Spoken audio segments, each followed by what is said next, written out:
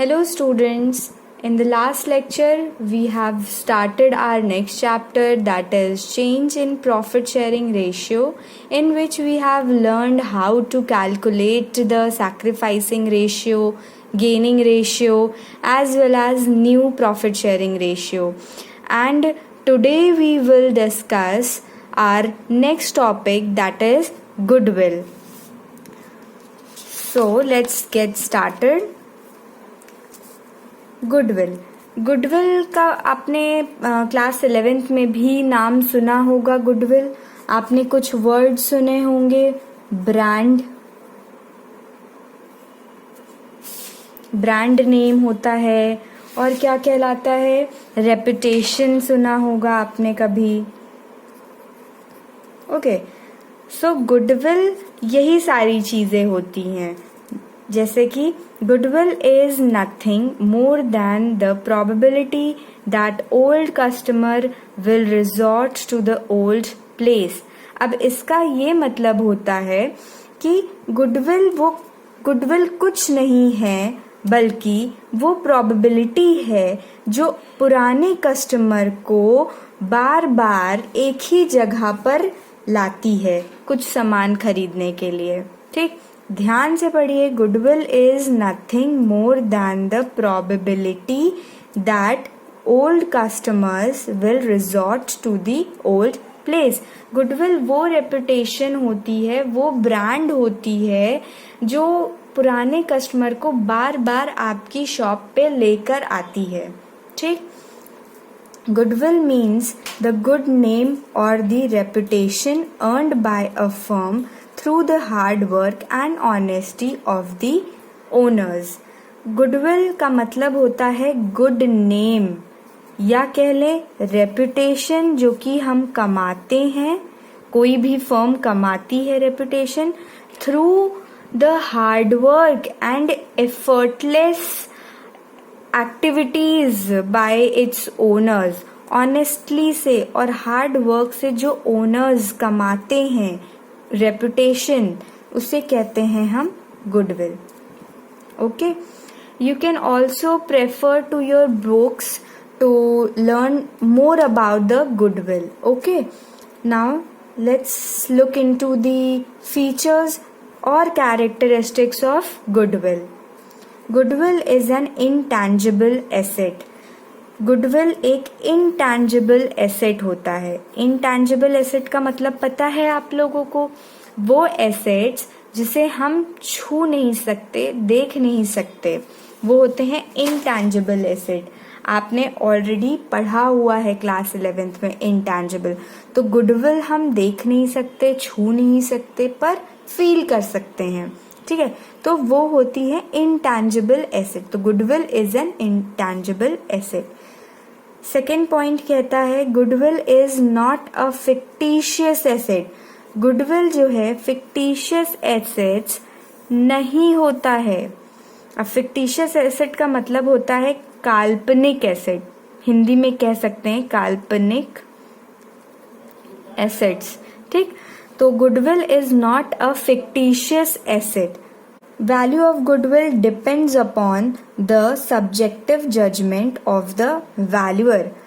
हर valuer के हिसाब से अलग अलग गुडविल वैल्यू करने का तरीका होता है.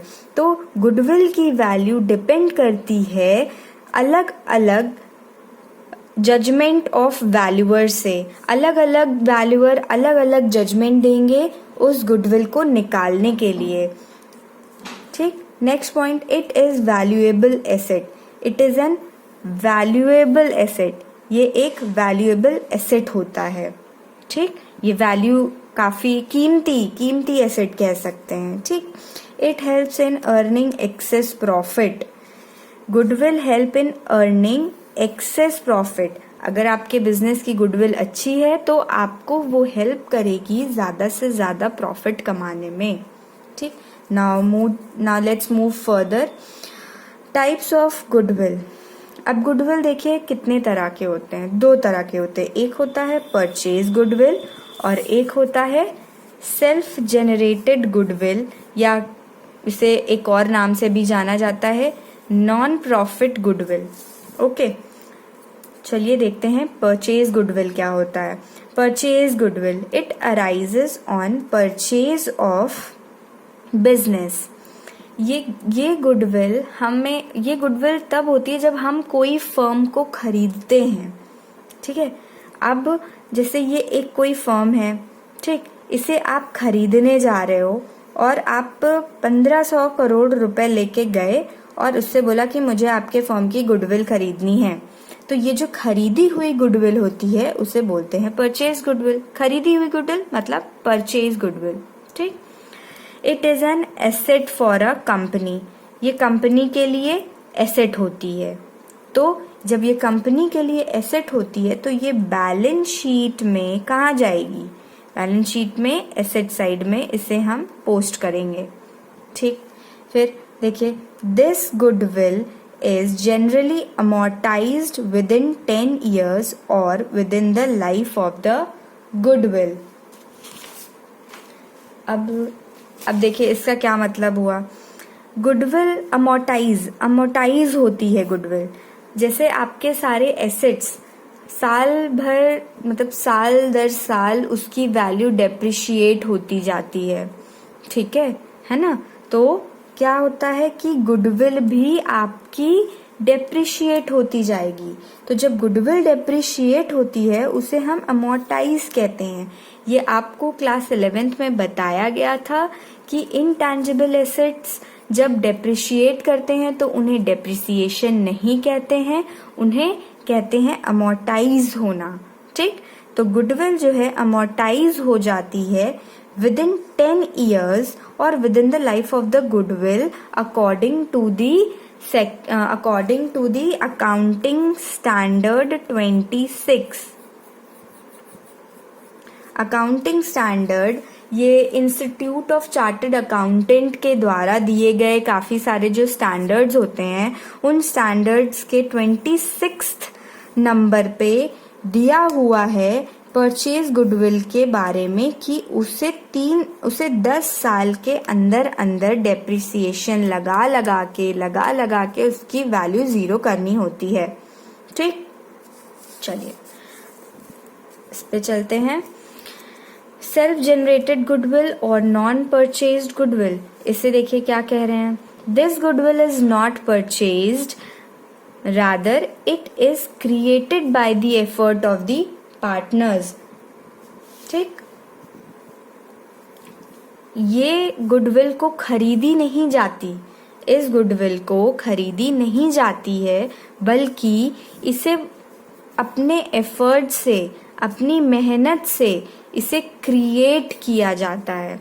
अब जैसे ये वाली में आप इतना रुपए लेके गए थे इनकी गुडविल परचेज करने के लिए, ठीक, लेकिन नहीं, आप पैसे लेके नहीं जा रहे। आपने बोला कि नहीं, मैं अपना बिजनेस स्टार्ट करूंगा और अपने बल पे उसकी गुडविल बनाऊंगा, उसकी रेपुटेशन बनाऊंगा, ठीक है। तो this goodwill is not purchased, rather it is created by the efforts of the partners. Partners अपनी मेहनत से गुडविल को बनाते हैं, ठीक। This goodwill is not recorded as an asset in the books. मेहनत को हम वैल्यू नहीं कर सकते, उसे इवैल्यूएट नहीं किया जा सकता, तो ये मेहनत वाले गुडविल को हम नहीं इवैल्यूएट कर पाएंगे, नहीं वैल्यू कर पाएंगे, तो ये रिकॉर्ड भी नहीं की जाती है। जब वैल्यू नहीं करोगे, जब आप कैसे रिकॉर्ड कर सकते हो? बैलेंस शीट में आप कैसे रिकॉर्ड करो? बैलेंस शीट में रिकॉर्ड करने के लिए कोई वैल्यू चाहिए और मेहनत की कोई वैल्यू नहीं कर सकता, तो इसलिए this goodwill is not recorded as an asset in the books, okay. चलिए अब हम लोग आगे बढ़ते हैं। Need for valuation of goodwill. Goodwill को वैल्यू करने की क्यों ज़रूरत होती है हमको? गुडविल को वैल्यू करने की क्या क्या नीड होती है वो हम देखेंगे इस पॉइंट में। The need for the valuing the goodwill in partnership arises in the following circumstances. ये कुछ सिचुएशंस होती हैं, ये कुछ सर्कमस्टांसेस होते हैं जब हमें गुडविल को इवैल्यूएट करना पड़ता है, गुडविल को निकालना पड़ता है, और इस चैप्टर में आपको वैल्यूअर बनाया जाएगा। ये आप हैं, आपको वैल्यूअर बनाया जाएगा, आप जो है गुडविल की वैल्यू को फाइंड करोगे। ठीक, चलिए देखते हैं किन किन सिचुएशन में हमें गुडविल को निकालना होता है। फर्स्ट कह रहे हैं change in profit sharing ratio among the partners.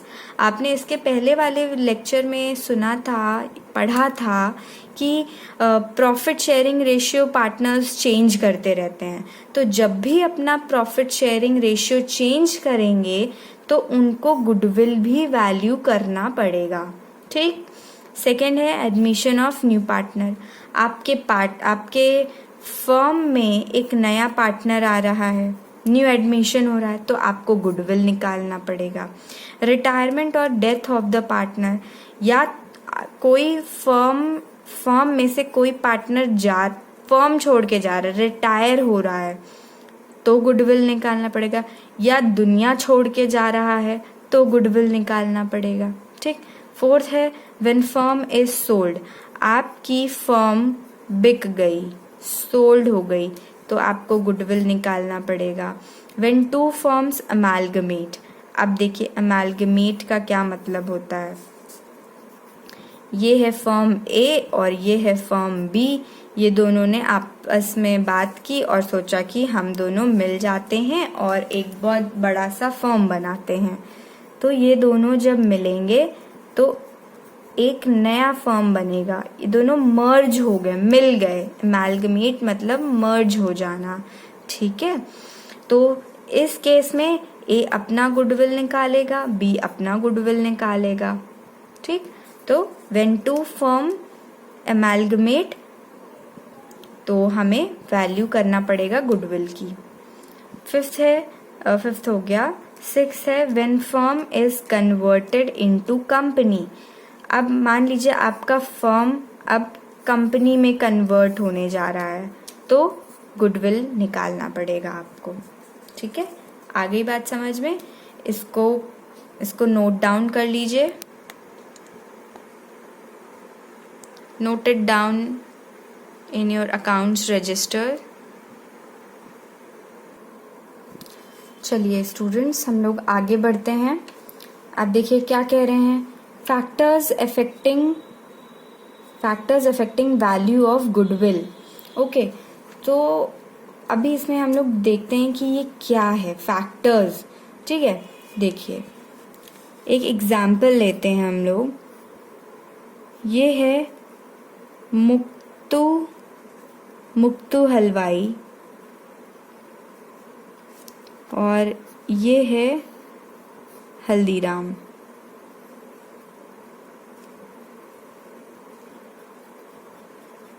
ठीक, हल्दीराम जानते हैं, एक बहुत ब्रांडेड स्वीट शॉप है।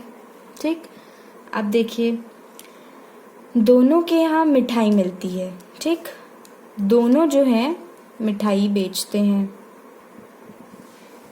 ओके, चलिए आगे बढ़ते हैं। Factors affecting value of goodwill. अब देखिए गुडविल को वैल्यू करने के लिए क्या क्या फैक्टर्स हैं जो उन्हें इफेक्ट करते हैं। ठीक है, चलिए एक एग्जाम्पल से समझते हैं हम लोग। देखिए ये है मुक्तू हलवाई। ठीक, ये है मुक्तू हलवाई और ये है हल्दीराम्स। ऑलराइट, अब देखिए दोनों के यहाँ मिठाई मिलती है। ठीक, दोनों मिठाइयाँ बेचते हैं। हल्दीराम सबको पता है कि एक बहुत ब्रांडेड स्वीट शॉप है। ठीक है, तो मुक्तू हलवाई और हल्दीराम्स दोनों मिठाइयाँ बेचते हैं। ठीक, क्या दोनों की गुडविल एक जैसी होगी? बताइए, नहीं ना, नहीं होगी। ये तो ऐसी कोई लोकल शॉप है। मान लेते हैं इनकी गुडविल है 10,000 रुपए की। ठीक, इनकी गुडविल हम लोग मान लेते हैं 1600 करोड़ की। ठीक, मान लिया इनकी 10,000 है और इनकी 1600 करोड़ है। क्यों? तो ऐसा क्या फैक्टर है जिनकी वजह से इन दोनों के गुडविल अलग अलग हैं। एक की इतनी ज़्यादा है और एक की इतनी कम है। ऐसा क्यों है? ये गुडविल की वैल्यू किन किन फैक्टर्स की वजह से इफ़ेक्ट करती हैं, तो ये हमें यहाँ पे देखना है। ठीक, किन किन फैक्टर्स की वजह से ये दोनों वैल्यू डिफ़र कर रही हैं, इसकी इतनी ज़्यादा, इतनी कम। तो ये कुछ फैक्टर्स दिए हुए हैं जिनकी वजह से इनके गुडविल में असर आता है। अब मान लीजिए कि ये जंगल में है या कोई गांव वाले एरिया में है, ठीक, और ये बहुत पॉश एरिया में है जहाँ मॉल्स हैं काफ़ी, तो ऑब्वियसली लोकेशन फैक्टर आएगा एक, है ना, क्वालिटी फैक्टर आएगा। यहाँ ये ब्रांडेड क्वालिटी का देंगे और ये नॉर्मल देंगे, ठीक है। ब्रांडेड क्वालिटी हो गई। देखिए, favourable location, first efficient management, यहाँ पे लोग अच्छे से मैनेज कर रहे हैं, एफिशिएंट है, यहाँ पे कोई मैनेजमेंट नहीं है। अनहाइजीनिक खाना हो सकता है बन रहा हो, ये गुडविल इनकी ज़्यादा है तो ये हर एक चीज़ का ध्यान देंगे कि क्वालिटी बेस्ट हो इनकी, ठीक। फेवरेबल लोकेशन, यही बात, ये गांव या जंगल एरिया में है तो लोग यहाँ कम जाएंगे तो गुडविल कम होगी। और हल्दीराम्स ये पॉश एरिया में बनाया जाएगा जहाँ पे मॉल्स हों, जो काफ़ी अच्छा एरिया हो, वहाँ पे हल्दीराम्स बनाया जाएगा तो यहाँ लोग ज़्यादा जाएंगे। जहाँ पे पॉपुलेशन ज़्यादा हो एक्चुअली वहाँ उस एरिया में होगा, ठीक है। फिर लॉन्गर इस्टेब्लिशमेंट, लंबे समय तक चलेगा, कौन सा चल रहा है, काफ़ी समय से चल रहा है ये। Advantage of payments, quality of product, market situation, क्या है situation, other factors like after sale service, good customer relation etcetera, ये कुछ फैक्टर्स हैं, ठीक है। तो आपका आज का एक होमवर्क हम देंगे कि आपको इन फैक्टर्स को अच्छे से समझ करके और इनके बारे में एक्सप्लेन करना है, ठीक। आप अपनी बुक से भी रेफरेंस ले सकते हैं, बुक को उठाइए, पढ़िए, रिसर्च करिए और इन सारे पॉइंट्स का और जो आपके बुक्स में भी दिए होंगे उनको एक्सप्लेन करना है। क्योंकि ये हम ऐसा क्यों बोल रहे हैं, क्योंकि एग्ज़ाम में ऐसे कुछ क्वेश्चंस आते हैं, बोलते हैं कि how does advantage of payment affect the value of goodwill. वो इन सब में से कोई सा भी पॉइंट आपको देगा और बोलेगा कि इसको एक्सप्लेन करो। या मान लीजिए बोल दिया how does effective management affect the value of goodwill, या बोल दिए how does market situation affect the value of goodwill, तो फिर आप तो फंस जाओगे। तो इससे अच्छा है कि अभी ही आप इन सारे पॉइंट्स को अच्छे से समझें और इनके बारे में लिखें, ठीक है। ये 3 to 4 मार्क्स के क्वेश्चन में आ सकता है, ठीक है, ओके। इससे पहले भी एक पॉइंट हमने पढ़ा था, इसमें था कि need for valuation of goodwill, ये भी बहुत इम्पॉर्टेंट टॉपिक है, ठीक है। तो इसमें भी कुछ क्वेश्चन आ सकते हैं आपको कि बोल दे कि state 3 times when there is a need of valuation of goodwill except change in profit sharing ratio, admission, retirement and death। मतलब समझा आपने, इसका कह रहे हैं कि आप कोई 3 वैल्यूएशन ऑफ गुडविल की नीड बताइए except change in profit sharing ratio, admission and retirement और डेथ, ठीक। अगर आप स्टार्टिंग के 3 याद करके चले जाओगे तब तो आपके लिए प्रॉब्लम हो जाएगी, आपको नीचे वाले याद ही नहीं होंगे।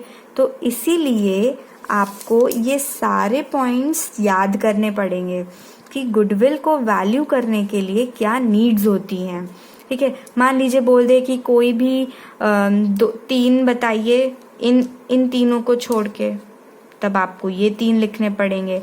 या बोल दे कि admission of new partner when firm is sold, when the firm is converted into company, तब आपको ये 3 चीजों को लिखना पड़ेगा। ठीक है, चलिए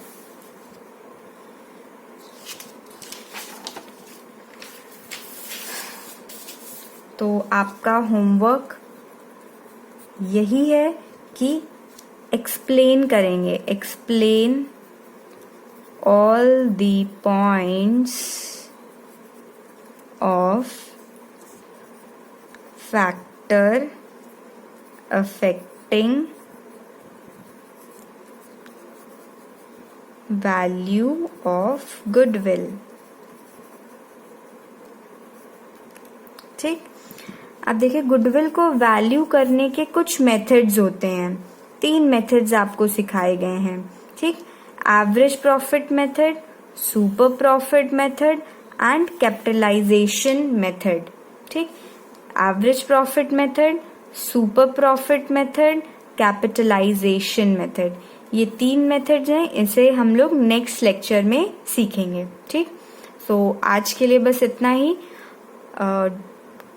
please do your homework and आपको जहां नहीं समझ में आए you can ask me. Okay class, thank you, have a nice day.